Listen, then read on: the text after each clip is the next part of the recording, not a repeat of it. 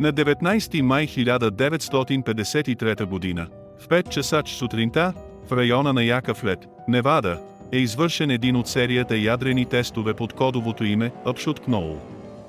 В рамките на секунди след взрива, дисковиден обект е забелязан да се спуска бързо от небето, насочвайки се на юг към Лас-Вегас, след което изчезва в планините.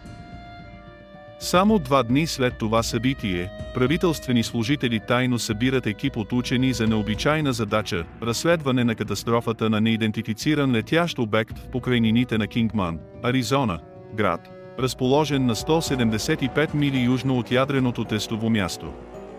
40 инженери се качват на автобус и предприемат дълго, 3-часово и половин пътуване от Финикс до Кингман.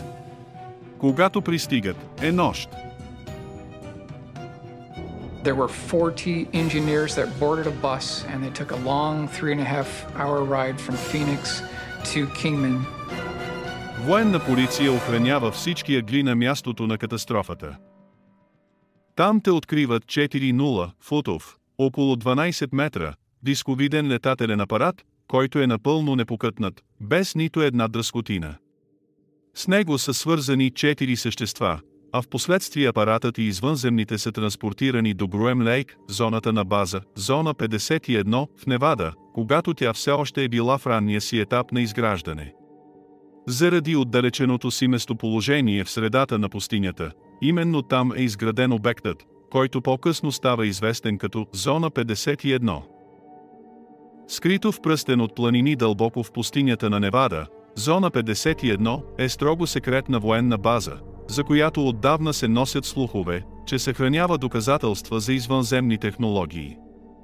Съществуват и разкази, че в специално съоръжение в Зона 51 е бил държан оцелял от катастрофата в Кингман през 1953 година извънземен обект, известен като Джрот. J-Rod is an alien who allegedly worked at Area 51 over a period of years, and it was J-Rod's mission or duty to help reverse engineer technology that was apparently from the 1953 Kingman UFO crash. Той бил един от оцелелите и работел пряко с американското правителство.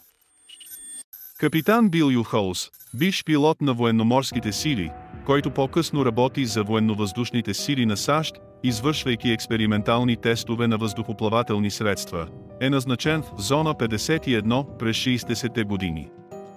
Той твърди, че не само е изучавал катастрофиралия апарат в Кингман, Аризона, но също така е имал директен контакт с Джрот.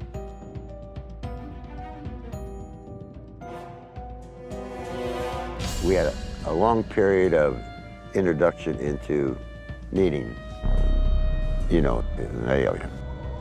And I called him J-Rod. That's the name that the linguist gave him. And he would talk, but he'd sound just like, if you spoke, he'd sound like you. He's like one of the, parrot, but he'd try and answer your question. Basically, it was only engineering advice or science advice. There's also another whistleblower by the name of Dan Burish.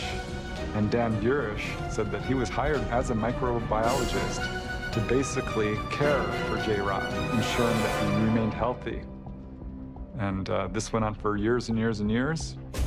Друг информатор, Дан Буриш, твърди, че е бил нает като микробиолог с основна задача да се грижи за здравословното състояние на Джрот. Според Буриш и Юхоус, Джрот е бил държан в специална подземна камера в Зона 51 в продължение на години.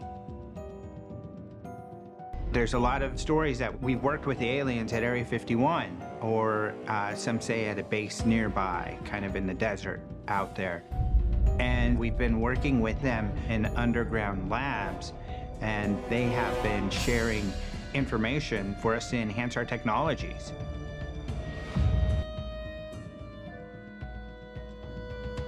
Възможно ли е правителството на САЩ да е осъществило контакт и да е работило с извънземни като Джрот още от 50-те години на миналия век? Според уфолози, има доказателства, че извънземни не само са били задържани в секретни военни бази, но дори са се срещали лице в лице с президента на САЩ в Пентагона.